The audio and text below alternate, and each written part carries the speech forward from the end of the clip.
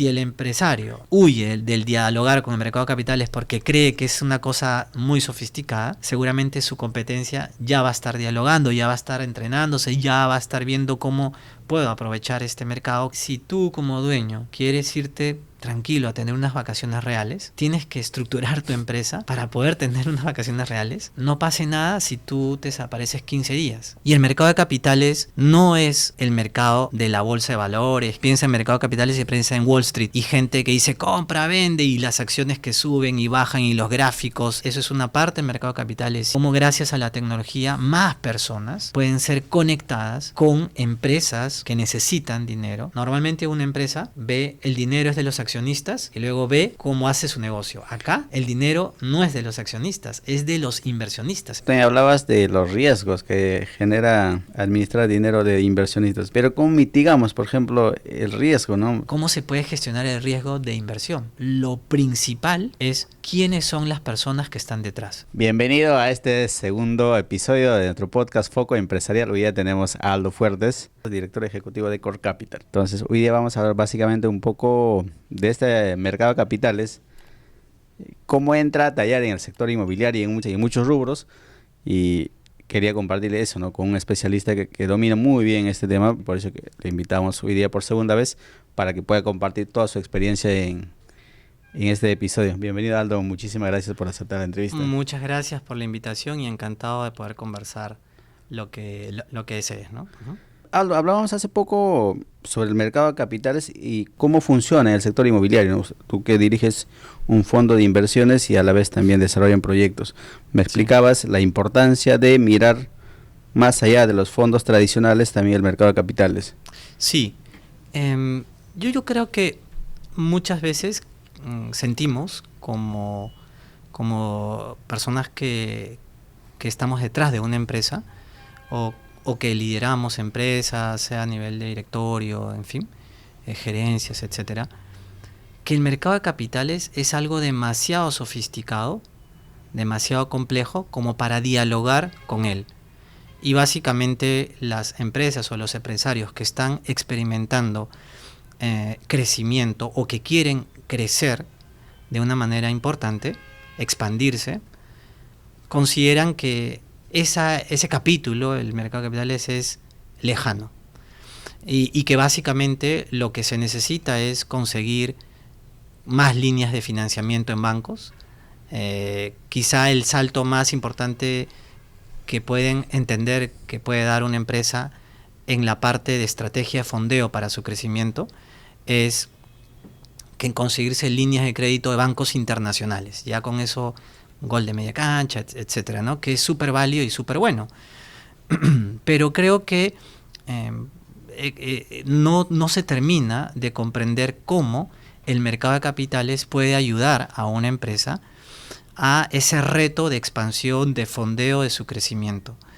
Y ahí necesitamos entender que el mercado de capitales puede traer un financiamiento, un fondeo complementario a la empresa y con eso puede ayudar a la empresa a diversificar su fuente de fondeo de su crecimiento. Y el mercado de capitales no es solamente el mercado de la bolsa de valores que uno ve pues normalmente, ¿no? Uno piensa en mercado de capitales y piensa en Wall Street, ¿no? Y gente que dice compra, vende y las acciones que suben y bajan y los gráficos y las barritas y todo.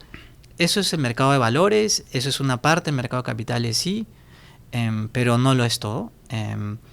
Y un empresario, una empresa debe reconocer que, o debe entender que el otro lado del mercado de capitales no es tan complicado como ese y que puede ayudarlo mucho en su estrategia de crecimiento. Necesita, sí, un área, digamos, o una gerencia financiera que pueda no sentirse, que no sienta miedo de entrar en contacto con este mercado y que pueda entender qué es lo que el mercado de capitales suele pedir para crear, digamos, tuberías de fondeo para la empresa. Necesita probablemente también de algún asesor, si es que la gerencia financiera no necesariamente está al tanto de esto, pero sí sí uno puede tener a la mano asesores que ya tienen experiencia estructurando operaciones de empresas con el mercado de capitales. Y el mercado de capitales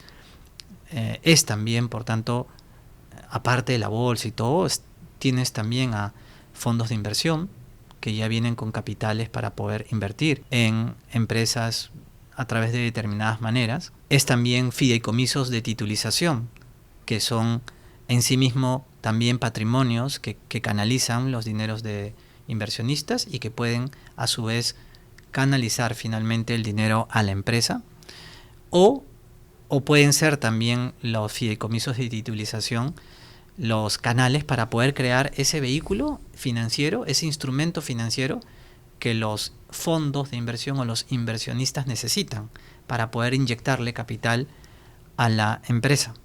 Entonces, tienes también a estructuradores de valores que facilitan esta conexión, estructuradores y colocadores de valores que facilitan esta conexión entre la empresa y los inversionistas.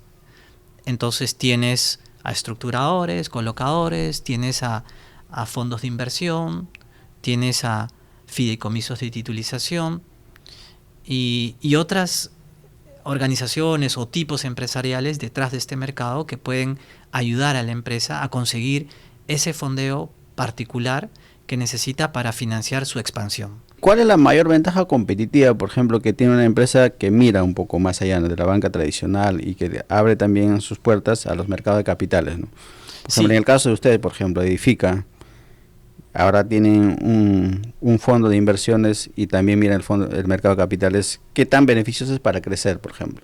Sí, o sea, es importante. Yo creo que hoy por hoy una parte importante de ventaja, o una fuente importante de ventaja competitiva para las empresas en nuestro país, en general, sea cual sea el sector, y ahora podemos hablar un poquito más del sector inmobiliario, particularmente el caso de Edifica, que es el grupo al que pertenecemos como Core Capital. Una fuente de ventaja competitiva, no la única ciertamente, pero sí una fuente interesante de ventaja competitiva para cualquier empresa en el Perú es de hecho la rapidez con la que accede a fondeo, ¿cierto? Y esa rapidez con la que accede al fondeo está muy relacionada hoy por hoy con mercados de capitales. ¿Cómo se beneficia una empresa? Puedes conseguir ese fondeo que tradicionalmente hubiese sido muy lento o hubiese sido quizá incluso no disponible en el sistema de fondeo tradicional, que es el bancario. Porque el mercado de capitales te permite estructurar productos financieros que unan la necesidad de la empresa con la necesidad de los inversionistas de una manera bien caso por caso, bien traje a la medida, versus lo que normalmente te ofrece el banco, que son básicamente productos financieros enlatados, que tienen su rol y son muy importantes, ojo, pero que creo yo que hay que complementar para generar una ventaja competitiva. Quiero reaccionar mucho más rápido para tener una posición importante, de avanzada en un negocio. Entonces tendría que complementar mi financiamiento tradicional con un financiamiento del mercado de capitales con inversionistas y con productos financieros mucho más ad hoc a mi realidad, que probablemente si fuera por el banco, como te decía, o me toma más tiempo, o simplemente no es posible porque tengo demasiado riesgo en esta parte, pero que estructurando bien el producto financiero, ese mayor riesgo puede ser gestionado de una manera alternativa que los inversionistas están dispuestos a tomar, a aceptar, a ir para adelante con ese producto de inversión si es que se gestiona el riesgo de esa manera. Entonces se puede personalizar mejor o customizar mejor la canalización de los dineros que están buscando oportunidades de inversión con la necesidad de la empresa. Y eso, el poder entender cómo se canaliza, cómo poder generar ese producto o dejarse ayudar por los que saben para generar ese producto bisagra entre los que tienen con la empresa que necesita, el poder tener un manejo de eso ya es fuente de ventaja competitiva. Y yendo específicamente al sector inmobiliario, por ejemplo, ¿no? Si identifico un terreno interesante, quiero hacerle una propuesta al dueño de ese terreno para poder ahí hacer un desarrollo inmobiliario, por ejemplo, residencial, ¿no? Quiero hacerle una propuesta bien interesante, con mucho más plata por delante que cualquiera de los que le está tentando también para comprarle ese terreno, mucho más rápida. Entonces, si yo ya tengo una conexión con este mercado que puede personalizar, digamos, la forma como llega el inversionista y me fondea a mí como empresa, entonces puedo hacer mucho más rápida una propuesta para ese propietario del terreno que la típica propuesta que le haría una inmobiliaria que se fondea fundamentalmente de los bancos o que se fondea de Friends and Family, pero limitado, de amigos o de un familiar, pero limitadamente, ¿no? Aquí la empresa que ya interactúa con el mercado de capitales tiene la posibilidad de estructurar algo más ad hoc, más rápido, más flexible y ganarle, digamos así, por puesta de mano, la compra de un terreno estratégico a otra inmobiliaria que no tiene esa facilidad para conectar fondeo más flexible y más rápido. Me imagino que exige un grado de madurez, porque al tener un flujo constante de dinero,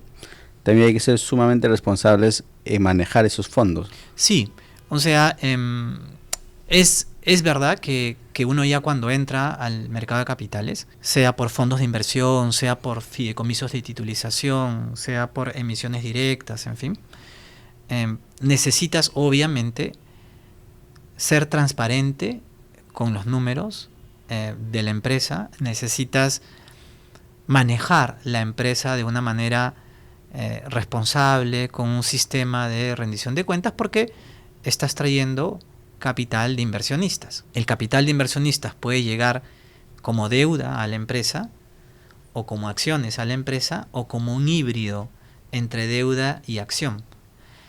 De cualquier forma como llegue, el inversionista, que puede ser un fondo que a su vez tiene muchas personas o instituciones adentro, o puede ser una institución finalmente única, sí te va a exigir que la empresa pues tenga cierta madurez como para poder demostrar que cómo va a usar correctamente esos dineros. Entonces vas a tener que ordenarte internamente, es verdad, vas a tener que demostrar que los recursos captados a través del mercado de capitales va a ser utilizados de una manera responsable, de una manera auditable, de una manera transparente, en línea con lo que el inversionista le gustaría ver y tener, ¿no? Entonces, sí exige un nivel de madurez en la empresa, pero no es lo que típicamente uno puede pensar, ¿no?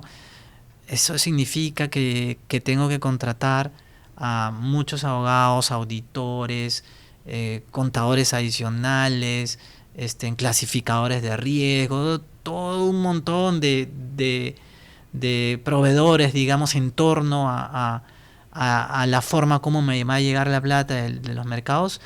No necesariamente. Hay diversos niveles digamos, de sofisticación para poder conectarse con el mercado de capitales, y obviamente en los niveles más sofisticados de conexión sí hay un nivel de transparencia, rendición de cuentas importante, pero hay niveles iniciales, por ejemplo cuando se recibe fondeo de fondos de inversión, en donde esa transparencia, esa revelación de información existe, pero se va mejorando paulatinamente, incluso con la ayuda de ese fondo que te está canalizando financiamiento, porque al fondo le interesa que tú puedas mejorar la forma como gobiernas al interior de tu empresa, cómo rindes cuentas, porque a futuro el fondo va a poder seguir teniendo oportunidades de inversión contigo como empresa. Entonces el fondo tiene un incentivo de que tú, de llevarte de la mano a mejoras paulatinas de tu madurez como empresa.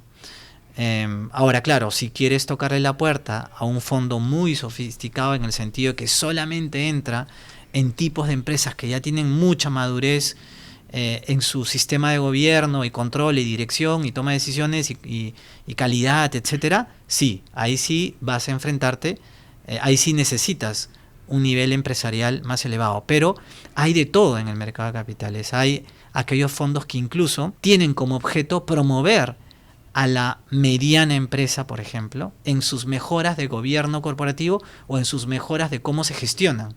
Eso es parte de su misión, con lo cual ellos, al ayudarte a canalizar financiamiento o fondeo a tu empresa, tienen un rol también de llevarte a mejorar tus mecanismos de rendición de cuentas, tu transparencia, tu gestión financiera, para que sigas creciendo con el fondo. Entonces, hay de todo en el mercado de capitales y no solamente es la más alta sofisticación y complejidad.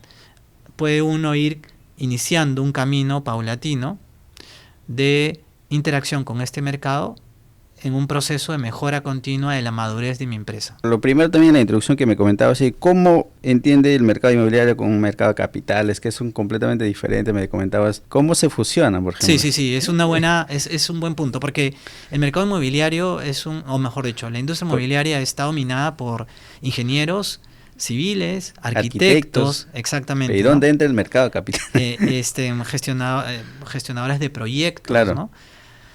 Y bueno, y mientras la ingeniería y la arquitectura y la gestión de proyectos, y sin duda las finanzas también, pero las finanzas en términos de finanzas corporativas, es decir, en términos de que la empresa siempre tenga para pagar y siempre tenga fondeo, normalmente bancario, ya estás, ¿no? Ese es el sector inmobiliario común y cómo conectarlo con el mercado claro. de capitales, que es más bien otro mundo, otra sofisticación, de diversos niveles, pero finalmente un mundo diferente a la ingeniería y a la arquitectura y al bancario, por último, para el tema del área financiera de las inmobiliarias, ¿no? ¿Cómo conectarlos? Básicamente por la estrategia de diversificación de la fuente de fondeo. Siendo que las empresas inmobiliarias son intensivas en capital, es natural que la empresa o el empresario inmobiliario empiece a pensar cómo diversifico mi fuente de fondeo, porque el fondeo es clave para seguir creciendo. En toda empresa, sin duda, pero en la empresa inmobiliaria con mayor razón, porque básicamente los proyectos inmobiliarios son proyectos, normalmente son proyectos casi como financieros, ¿no? Se necesita mucho capital. Entonces, se conectan desde la necesidad de diversificar tu estrategia de financiamiento para poder crecer cada vez más y mejor. Y en esa diversificación tienes que ver, a ver, ¿qué tengo? Aparte del banco acá, Banco Internacional ya, pero aparte de eso, ¿qué tengo? Prestamistas o inversionistas por ahí que dicen que quieren hacer el negocio inmobiliario conmigo. Ya, pero ¿y qué más hay? Bueno, están fondos de inversión, están fideicomisos de titulización, que te pueden entregar un fondeo diferente, alternativo, complementario para financiar tu crecimiento. Ahora, es verdad también que hay fondos y hay este fondeo del mercado de capitales que puede llegar para determinados tamaños de proyectos y no para todos, ¿no? De repente un proyecto inmobiliario más pequeño probablemente no soporte o no sea atractivo para el mercado de capitales en general, porque lo que le podría inyectar a este mercado sería algo muy reducido. Entonces, eso sí es verdad, pero también es verdad que cada vez este mercado se está expandiendo y están apareciendo jugadores que terminan fondeando la actividad inmobiliaria ya en diferentes escalas, ya no solamente el mega proyecto inmobiliario, sino también ya poco a poco proyectos de menor envergadura. E incluso, hoy por hoy, gracias al crowdfunding, que es una industria que está regulada y supervisada por la Superintendencia de Mercado de Valores, ya puede una inmobiliaria también fondearse en menores escalas, ¿no? Y ya hay ejemplos concretos de plataformas de crowdfunding que han levantado capital de los inversionistas hasta ahora a nivel de deuda, de esquemas de financiamiento, por montos que no son los gigantes, $400,000, $500,000, $200,000, y que básicamente es una fuente alternativa de fondeo al típico fondeo bancario, ¿no? Que, repito, no es que esté mal, creo que es estratégico e importante, pero también es estratégico e importante para el sector inmobiliario diversificar esa fuente de fondeo y encontrar en el mercado de capitales y en general en los mercados alternativos de fondeo ese aliado que le va a dar una ventaja competitiva frente a otras inmobiliarias que todavía consideran que eso llamado financiamiento o fondeo alternativo / mercado de capitales es una cosa compleja y mejor no entrar ahí. Y otro factor que también tocabas era la tecnología y el mercado de capitales, ¿no? Y Sí. hace poco vi que diste una ponencia en la Pacífico y hablabas justamente del blockchain, cómo están entrando Sí. contra la tecnología. Es la tendencia, creo que de ahora a futuro, ¿no? Sí, o sea, parte de lo que se viene como cambio ya imparable desde mi punto de vista, y creo que varios opinan en esa línea, es cómo la tecnología va a entrar a tallar en este mercado de capitales, que repito, es el mercado que conecta a los inversionistas con las empresas que necesitan dinero. ¿Inversionistas institucionales o también pueden ser inversionistas personas? Sí, O a todo tipo de a todo inversionista. nivel. Al inversionista institucional llamado AFP, compañía de seguros, o al inversionista persona natural llamada inversionista retail o inversionista pequeño, a todo segmento, ¿no? Incluso estas plataformas de crowdfunding están conectando a inversionistas con microinversiones, o sea, con inversiones chiquitas. Pueden ser grandes también, ¿no? Pero no, normalmente ves inversiones de un ticket pequeño, sobre todo para los que son muy técnicos, ¿no? Siempre había una definición de mercado de capitales asociada a capitales de largo plazo. Pero hoy por hoy, como se entiende el mercado de capitales, ya no es solamente como el fondeo de inversionistas de largo plazo. También se entiende el mercado de capitales como fondeo de corto plazo y en ese sentido la tecnología entra a tallar. Es decir, cuando quieres levantar dinero a inversionistas de corto, mediano y largo plazo, ya no solo de largo plazo, necesitas afrontar costos para estructurar la emisión del valor que va a captar a los inversionistas. Necesitas interactuar con varios stakeholders detrás de esa emisión de los valores, y tiempos y complejidades detrás de eso, ¿no? Sin embargo, lo que te trae hoy por hoy la tecnología es justamente la reducción de costos a través de estandarización o automatización de procesos críticos en este mecanismo de levantar capital de inversionistas.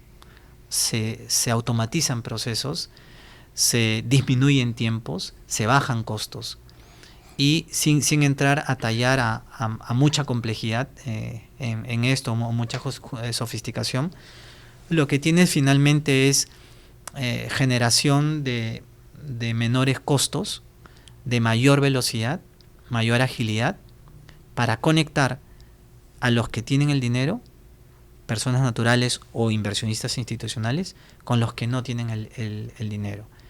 Y eso gracias a la tecnología. Entonces, la tecnología está generando una revolución. Y ahorita la tecnología que más cerca está de lo que entendemos hoy por mercado de capitales es la blockchain, ¿no?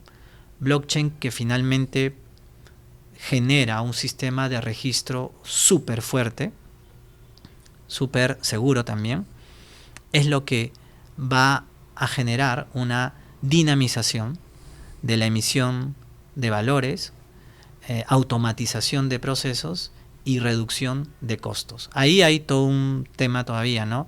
Regulación, no regulación, pero más allá de eso, de todas maneras, con regulación, ojalá o sin regulación en entornos más innovadores, la tecnología va a transformar las operaciones y los costos y los procesos detrás del típico mercado de capitales. Entonces, lo que comentábamos en esa conferencia iba justamente por ese lado, ¿no? Que vamos a ver cómo gracias a la tecnología más personas pueden ser conectadas con empresas que necesitan dinero a muy bajo costo y a mucha mayor velocidad. Blockchain va a ayudar en eso, sin duda, pero no es solamente blockchain, está también inteligencia artificial y está también el hardware, que es computación cuántica, por ejemplo. Todo eso va a hacer que los procesos críticos que están detrás de conectar los que tienen plata con las empresas que necesitan va a ser más rápido, más simple y más costo eficiente. Y eso va a transformar finalmente la industria. Ojalá que gracias a la tecnología podamos ver a cada vez más personas participando del crecimiento empresarial de las inmobiliarias gracias a procesos más rápidos, simples y más baratos de conexión de ese capital, entre el que tiene con el que necesita. Hablabas también de inteligencia artificial, ¿no? ¿Y cuál es el impacto real que está teniendo, por ejemplo, en el mercado de capitales, en todos los procesos que hoy día es sumamente más accesible, ¿no? Pues si bien la vez pasada hablaba con el CEO de Microsoft, decía, la inteligencia artificial no es de ahora, ¿no? Tiene más de 60 años, me decía, ¿no? Solo que recién estamos usándolo. Sí, claro. Mira, en mercado de capitales la inteligencia artificial va por varios lados. Por un lado, desde algo tan simple como inteligencia artificial para poder analizar más rápido y más profundamente perfiles de riesgo de inversionistas, ¿no? Ahí una aplicación práctica y rápida. Inteligencia artificial también para analizar más rápido y más profundo lo que le llaman el KYC, o sea, el conocimiento del inversionista.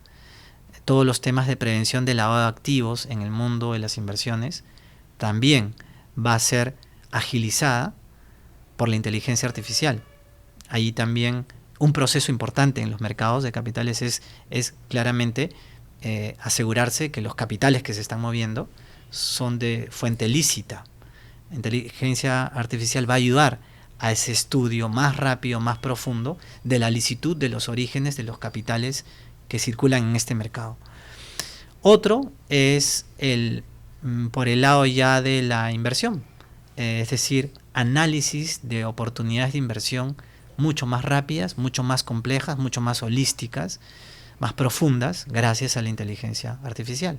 Otro es gestión de riesgo, es decir, voy a poder gestionar mejor mis riesgos de las inversiones gracias a más data procesada por inteligencia artificial.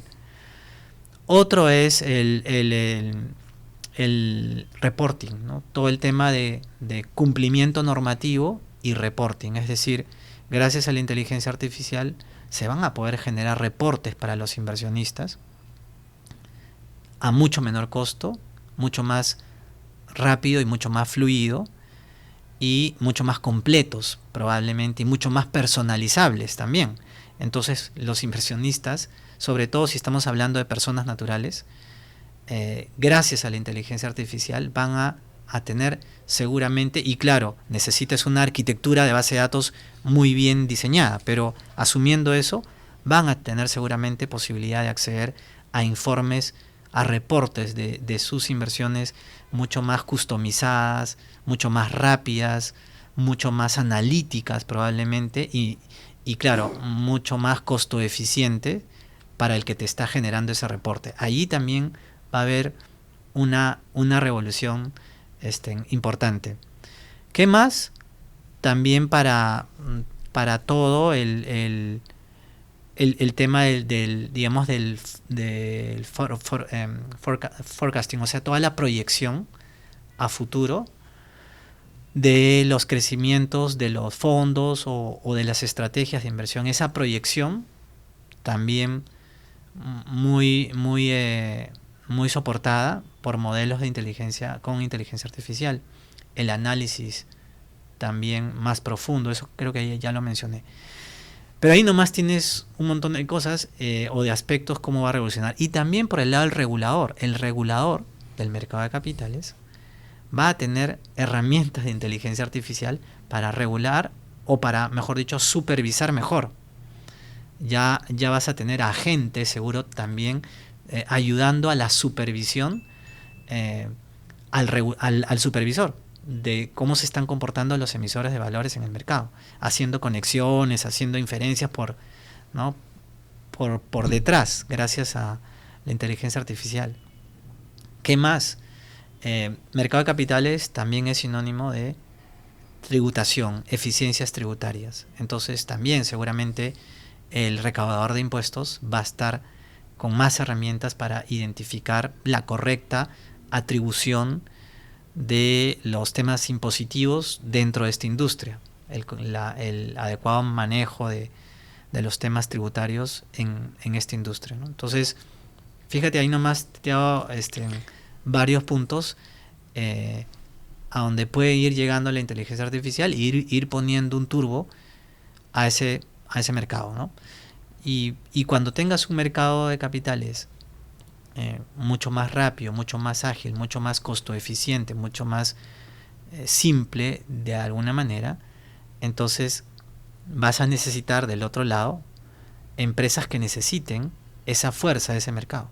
Porque el mercado conecta, repito, los que tienen muchos excedentes con las empresas que necesitan.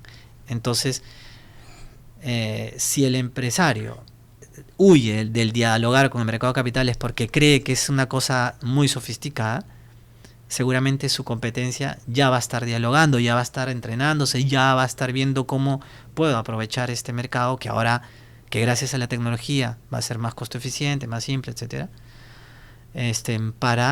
para poder potenciar mi crecimiento como empresario. Tú mencionabas que hay muchas empresas que todavía no entran a este mercado de capitales, ¿no? Eso les ayudaría a crecer mucho más rápido, serían mucho más eficientes. ¿Por qué crees que todavía no es tan profundo el tema del uso del mercado de capitales para otros? Uno es por desconocimiento. Muchos no saben que existen capitales alternativos más allá del banco y de los prestamistas, ¿no? Sobre todo estoy hablando de mediana empresa, pequeña empresa, ¿no? La gran empresa probablemente ya ha tenido contacto, ya ha tenido asesoría en esto.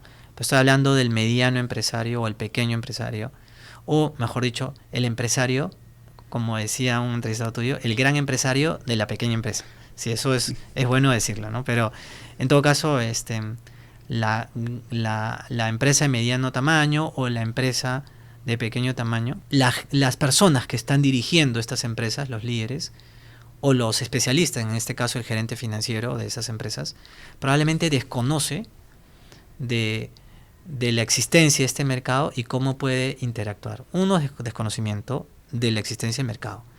Dos es el poco conocimiento de aspectos financieros más allá de la banca, ¿no? Es decir, estructuras de fondeo como bonos, papeles comerciales o como bonos de titulización o como equity subordinado o preferente o deuda subordinada o deuda senior, deuda junior. Estos conceptos complementarios probablemente no los conozcan algunos gerentes financieros o algunos líderes de las empresas medianas, pequeñas, y por lo tanto sientan cierta lejanía de este mercado en caso sepan que existe. Algunos ni siquiera saben que existen, pero los que saben que existen de repente tienen una idea media compleja de este mercado, que puede ser complejo, pero también puede no ser tan complejo como se cree. Entonces ahí sí necesita o asesorarse o simplemente que el gerente financiero pues aprende un poquillo más de las diferentes alternativas de fondeo que existen a través del mercado de capitales, modalidades de fondeo que se pueden lograr en el mercado de capitales. Entonces un poco de desconocimiento creo que sería desconocimiento ya propiamente o miedo propiamente del líder o del gerente financiero de este mercado. 3, y esto también es real, es que tampoco en el Perú el mercado de capitales que conecte a los inversionistas con estas empresas no es que abunde, no es que sea gigante, es verdad pequeño también, eso es cierto, pero existe. Y creo que algunas medianas empresas o pequeñas empresas pueden tener sorpresas interesantes cuando se acerquen a ese mercado que ciertamente todavía es pequeño. Entonces, es un poco también un tercer motivo, es que es verdad que todavía no somos un mercado de capitales gigante, robusto, con mucha alternativa para todo tipo de empresas, ¿no? Hay cierto tipo o cierta característica de empresa que no necesariamente va a calzar dentro del mercado de capitales local, pero créanme que probablemente va a ser mucho más las sorpresas positivas. Oye, pero yo podía entrar a ese tipo de financiamiento, sí, va a ser mucho más las sorpresas positivas que las respuestas negativas, ¿no? Claro, y ahí yendo también a tu lado más empresarial personal, entonces, ¿cómo se dirige una empresa de esta envergadura, por ejemplo, que maneja fondos, ¿no? ¿Cuál es el día a día de un CEO como tú en el manejo de estos fondos y que estás metido también ahora con el comité consultivo? Hace poco estaba viendo que estás participando en muchos foros, ¿no? Sí. Por ejemplo. Sí. Bueno, hay una pequeña corrección, no como CEO, sino como director ejecutivo. Director ejecutivo de Corp. Sí. Mira, y lo que el día a día en general de una empresa que administra fondos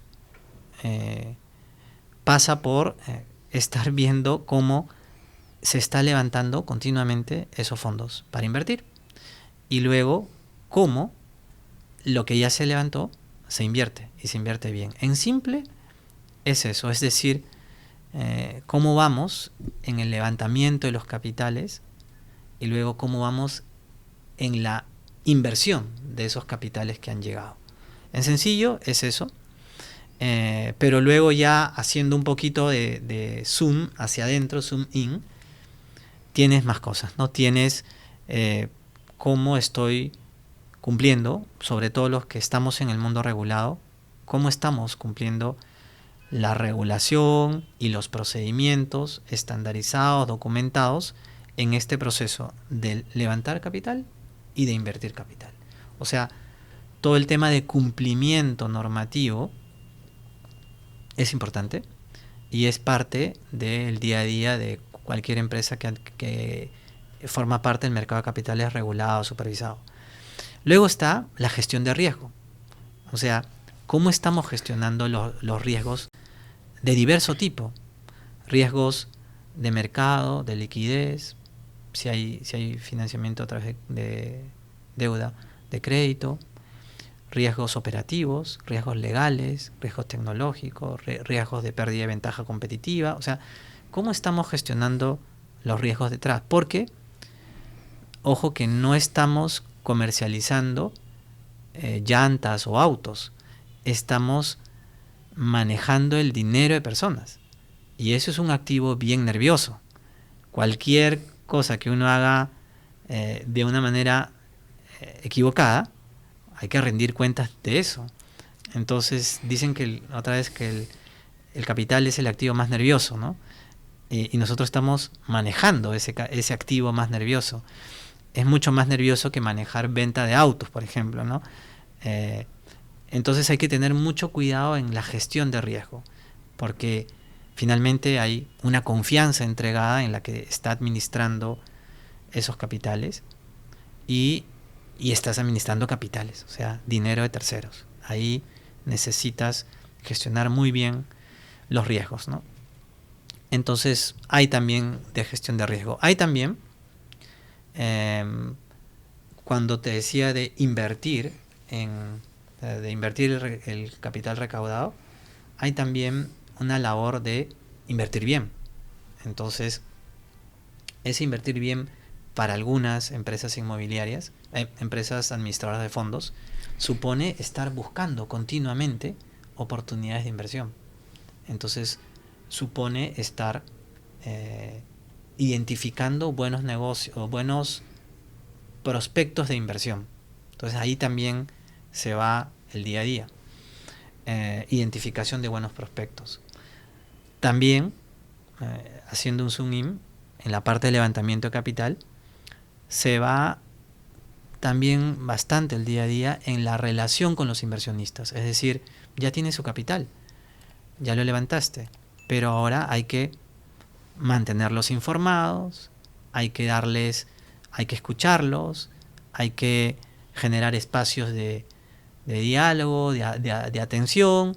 Entonces, ahí también hay bastante tiempo invertido. Si te das cuenta, las empresas que manejan fondos, que en el fondo conectan a los que tienen plata con los que necesitan dinero, son empresas que tienen que ver como dos lados. Normalmente una empresa ve el dinero es de los accionistas y luego ve cómo hace su negocio. Acá el dinero no es de los accionistas, es de los inversionistas. Entonces tienes que ver dos lados del negocio. Cómo fondeo y cómo rentabilizo. Repito, en una empresa normal es más sencillo en cierta forma porque básicamente el fondeo es de los accionistas y punto. Acá es muchos inversionistas, por decirlo de alguna manera, accionistas entre comillas, ¿no? Entonces hay que estar de los dos lados y además tienes a un supervisor. Entonces hay que estar mirando a cumplir las normas. Y además lo que estás manejando en ambos lados es un activo bien nervioso, que es el dinero. Entonces hay una reputación en juego también. Entonces sí es un negocio, más que negocio, es una actividad empresarial de muchísima responsabilidad. Es una actividad empresarial de bastante cautela, de bastante cuidado, pero al mismo tiempo es una actividad empresarial muy bonita porque ves cómo los capitales de personas o instituciones generan desarrollo, porque los conectas con el mundo empresarial y ves cómo ese capital, ese esfuerzo finalmente materializado en un capital acumulado, genera un desarrollo que beneficia al país finalmente. Eso es lo bonito también de estar en el mercado de capitales y particularmente administrando o detrás de las operaciones de una empresa que administra fondos de inversión.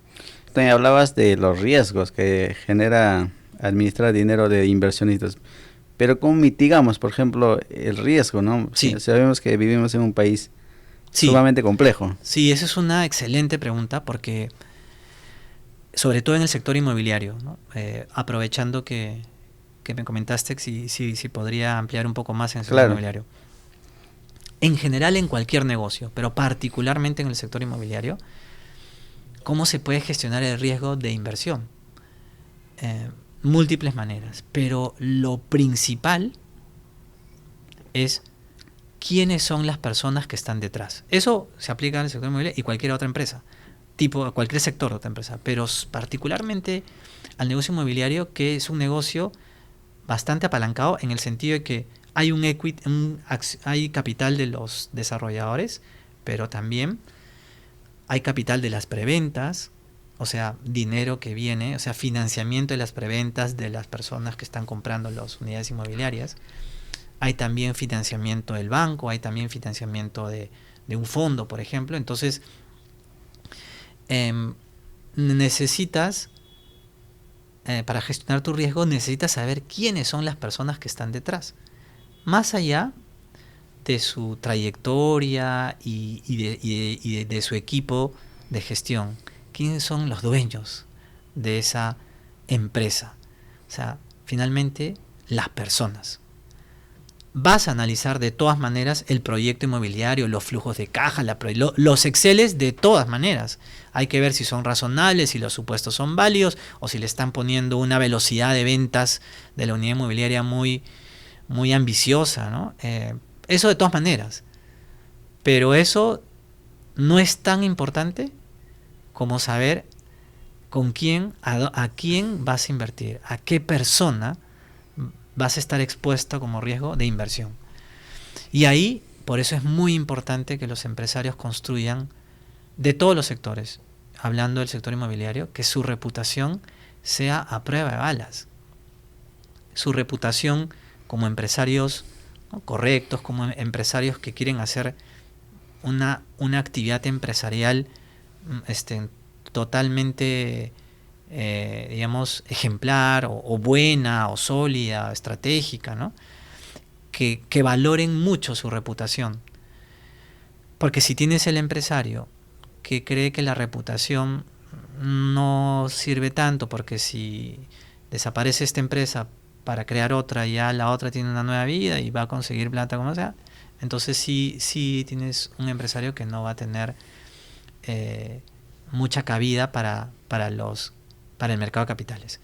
Si tienes un empresario que cuida su reputación, que reconoce que su crecimiento parte por cumplir con lo que queda, y además si está trayendo al mercado de capitales con los inversionistas, entonces sí tienes un empresario que va a poder crecer en el tiempo, a pesar de que el mercado a veces no le favorezca. Probablemente sí va a tener una mejor estructura para crecer en el tiempo. Y ese empresario, y esa, o sea, el analizar quién es ese empresario al que le vas a invertir o quiénes son esos socios, es la parte, desde mi punto de vista, más importante de tu pregunta: cómo se gestionan los riesgos, ¿no?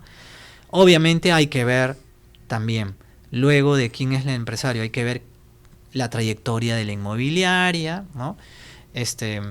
El equipo de gente que está, los procesos que tiene y obviamente el proyecto inmobiliario como tal.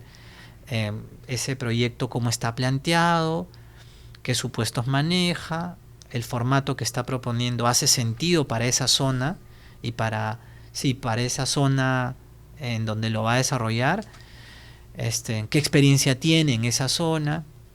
En fin, vienen ya los temas básicos del proyecto, pero no solo se gestiona el riesgo viendo los Exceles y viendo solamente la trayectoria de cuántos metros cuadrados ha hecho la inmobiliaria, sino al mismo tiempo viendo las personas que están detrás de ese proyecto.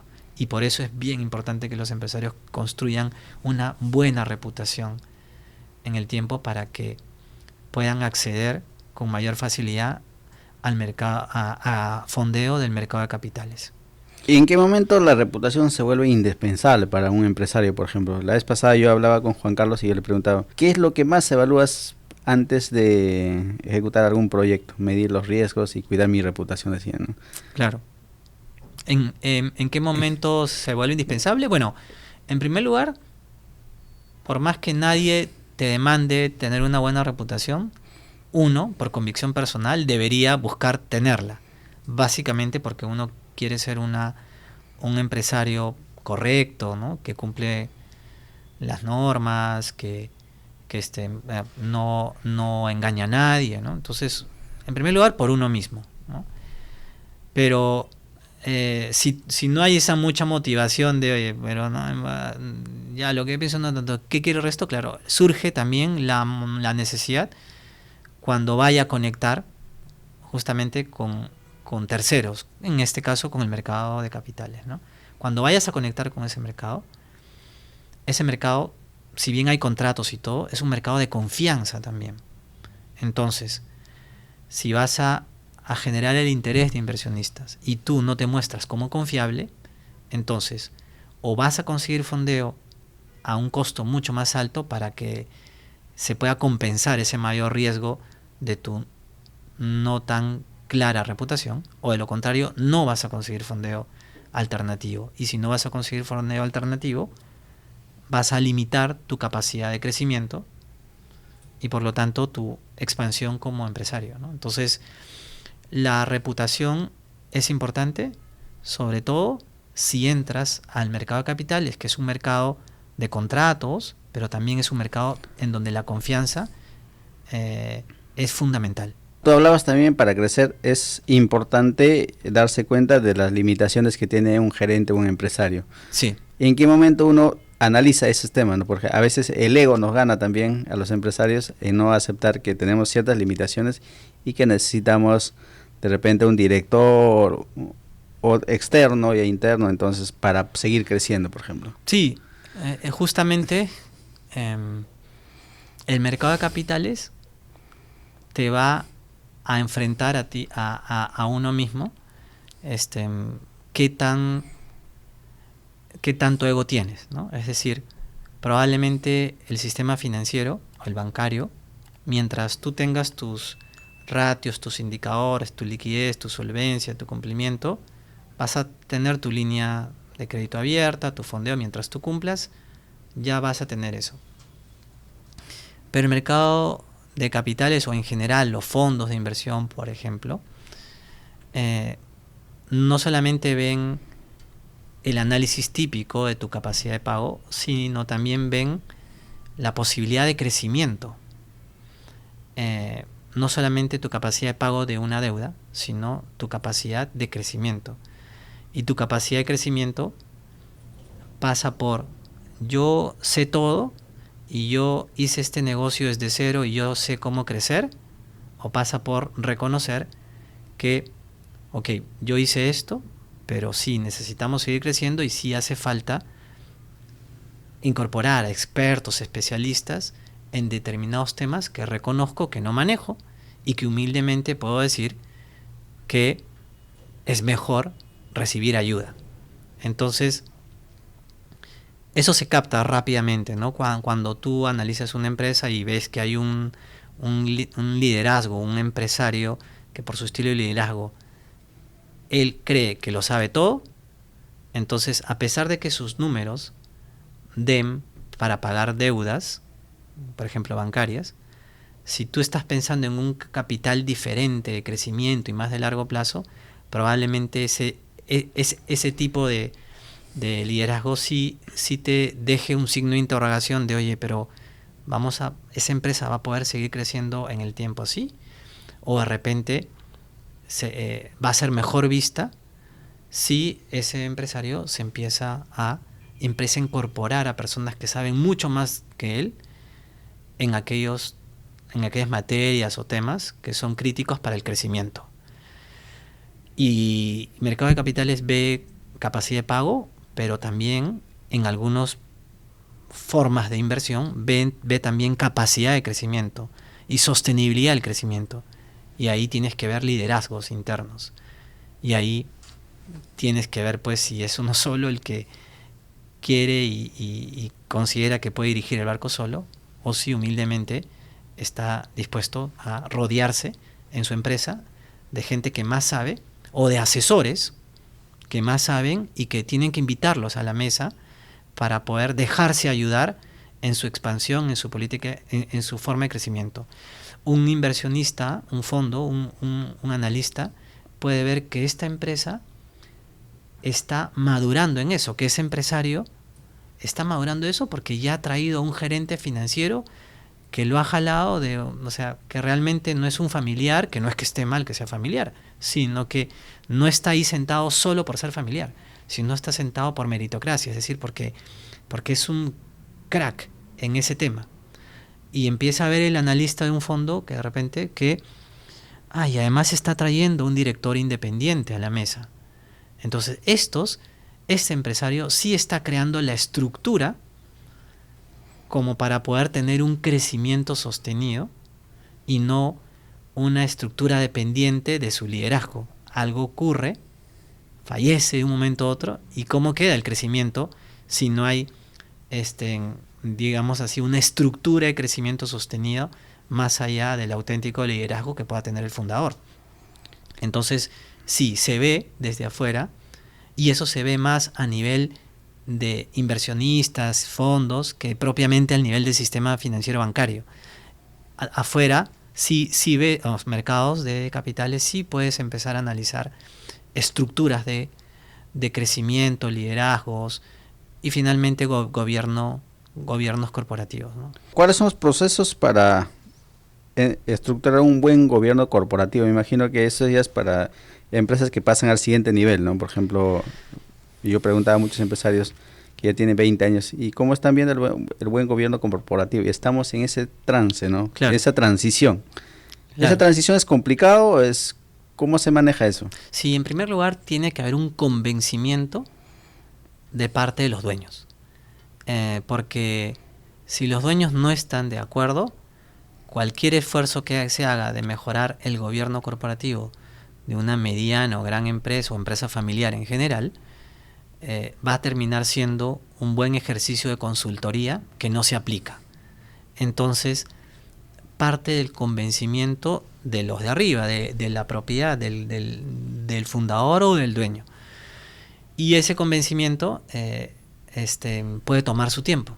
Pues, ¿no? Entonces, para caminar en la implementación de un buen gobierno corporativo en las empresas, necesitamos reconocer que es importante el compromiso del dueño o del controlador, que es importante entender que el gobierno corporativo es un proceso de mejora continua, evolutivo en el tiempo.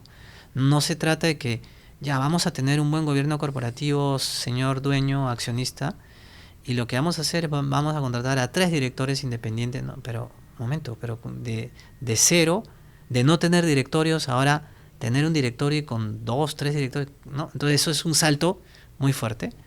Hay que entender que el gobierno corporativo es un camino, o sea, es un recorrido, no es el destino final. El destino final es la creación de valor sostenida en el tiempo de la empresa para los accionistas y sus stakeholders, ¿no?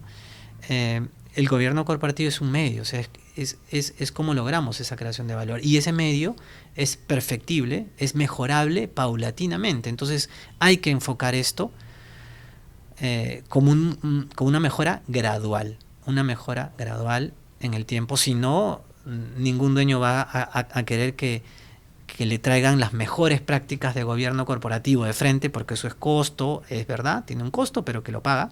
El gobierno corporativo paga finalmente sus costos, pero traes costos, presupuestos, personas, ¿no? Esto es ya muy complejo y se va, ¿no? Entonces, reconocer que es evolutivo también. Lo otro es reconocer que te va a ayudar a evitar problemas como propietario en el futuro. Es decir, si tú como dueño quieres irte tranquilo a tener unas vacaciones reales, tienes que estructurar tu empresa para poder tener unas vacaciones reales y para que la empresa esté tan bien estructurada en su toma de decisión, en sus controles internos, en sus procesos, en su dirección, que no pase nada si tú te desapareces 15 días. Entonces, también pasa porque el dueño entienda que parte de su, digamos, libertad como también persona y querer descansar en algún momento de su empresa supone que la organice por adentro bien. También pasa porque el dueño o los dueños entiendan que si no se avanza paulatinamente en temas de gobierno corporativo, de buen gobierno corporativo, es probable que los temas familiares se mezclen con el gobierno de la empresa y al final la empresa termine siendo un gran dolor de cabeza, no tanto por las malas ventas, sino por los líos familiares que se van a dar dentro de la empresa porque no se estructuró bien la forma como se iba a gobernar esa empresa. Entonces, tiene que entenderse este tema de gobierno corporativo también como básico para que la vida familiar y la vida empresarial no colisionen. Hay un balance. Hay un balance, exactamente. Y ahora, bueno, hemos estado hablando de gobierno corporativo, pero en lo práctico, ¿qué se puede hacer? ¿Qué se hace? ¿No? ¿Cómo se empieza? De diversas formas, pero una de ellas es, en primer lugar, hay que, digamos, reconocer que tiene que haber un sistema balanceado de control en la empresa, ¿no? Es decir, aspectos importantes, críticos, ¿no? Por ejemplo, la contabilidad de una empresa, mediana, pequeño o grande, ¿no? Si está hecha por mi amiga de toda la vida y ella es la que hace la contabilidad, porque, bueno, en fin, yo le ayudo y todo eso, está bien, puede ser que sea la mejor y está perfecto. Pero si el criterio es por mérito, está bien, pero si el criterio es por amistad, no. Entonces, empecemos a identificar, por ejemplo, desde algo tan básico como la contabilidad. ¿Cómo se está llevando la contabilidad? ¿De manera profesional? 2. ¿Quién está revisando lo que la contabilidad está haciendo? Entonces, un primer paso es que exista una revisión de aquello básico como básico que es la contabilidad. Y que la generación de la contabilidad sea lo más pro posible, ¿no?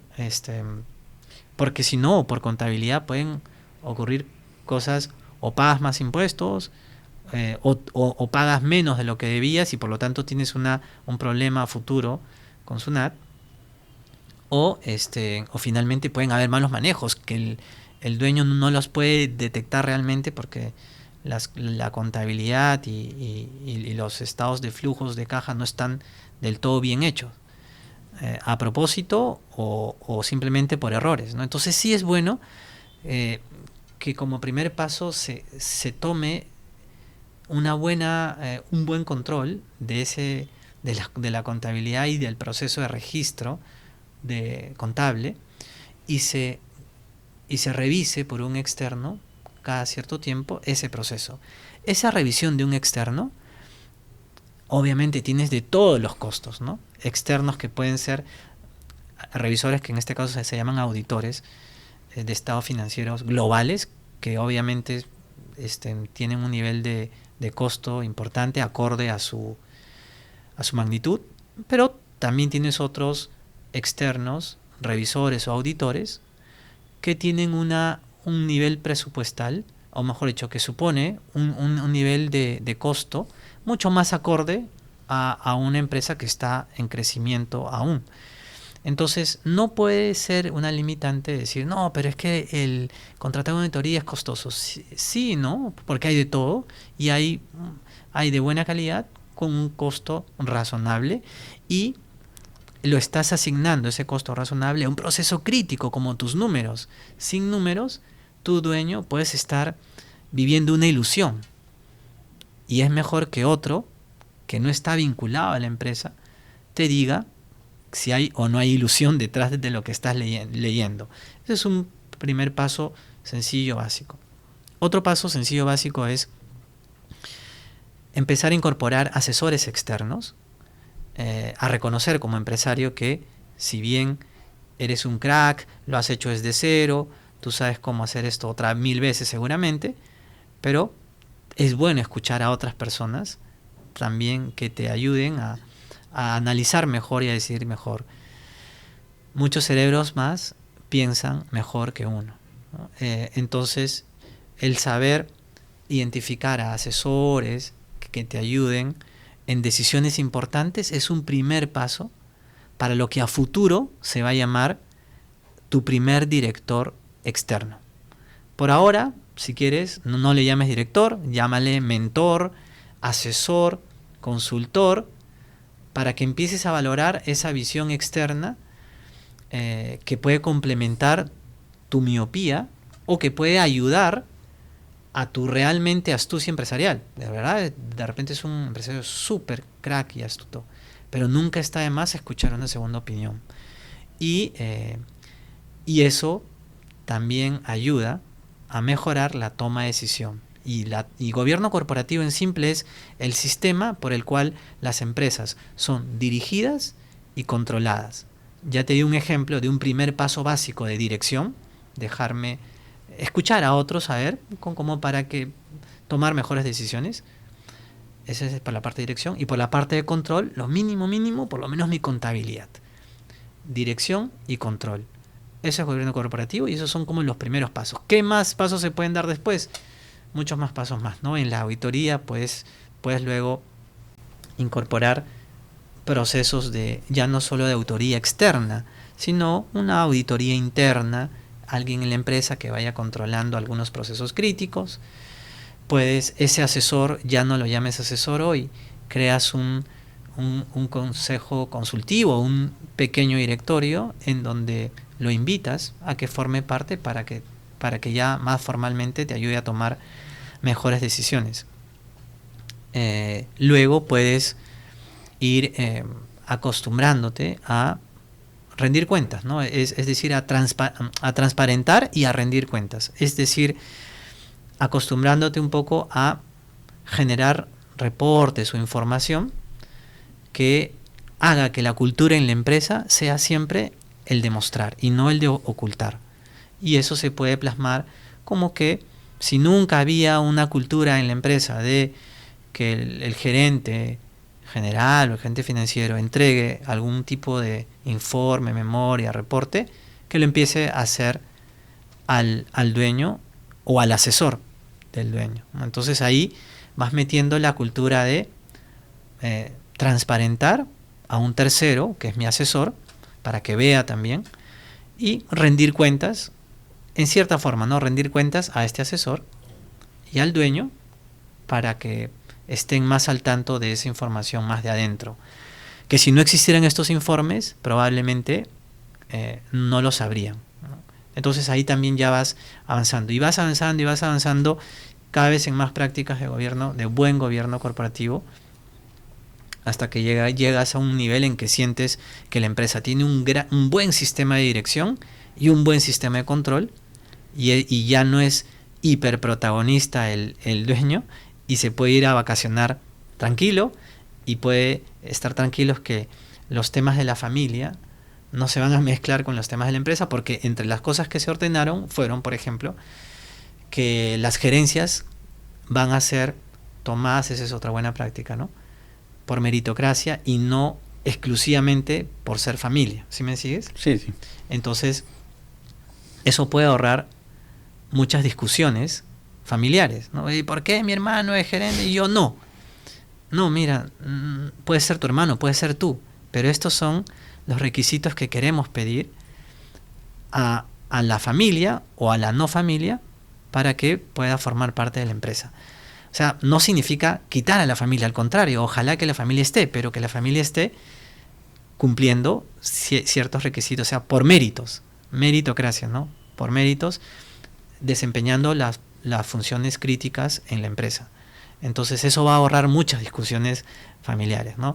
Establecer una política de manejo de los gastos de representación, por ejemplo. Estás ordenando casa porque si no, también pueden aparecer problemas familiares de no, pero mi hermano gasta más que yo con la tarjeta de la empresa, que tú le has dado una línea más grande, no sé, qué sé yo, o si es una empresa familiar de 2 dueños, pero mi primo sí tiene más prerrogativas que yo, no sé. Entonces empiezan a abrir problemas familiares porque no has formalizado las tomas de decisiones y los controles de esas decisiones. Entonces le vas a ahorrar al dueño muchos dolores de cabeza si es que va paulatinamente, poco a poco, incorporando prácticas de gobierno corporativo y finalmente creando una estructura de dirección y control robusta que va a hacer que la empresa pueda tener más bases para permanecer en el tiempo y va a ser una empresa más atractiva para el sistema financiero, pero también para el mercado de capitales, porque ve que hay estructura y no solamente hay un gran líder que si algo le pasa todo está en riesgo, ¿no? Muchísimas gracias, Aldo, por tu tiempo. Ha sido un placer conversar contigo. Con mucho gusto. Y esperemos que sigamos conversando, ¿no? Que son temas muy interesantes, ¿no? Con mucho gusto y cualquier cosa ahí a la orden. Muchísimas gracias. Esto ha sido con un episodio más de nuestro podcast, el segundo, con Aldo Fuertes, director ejecutivo de Core Capital.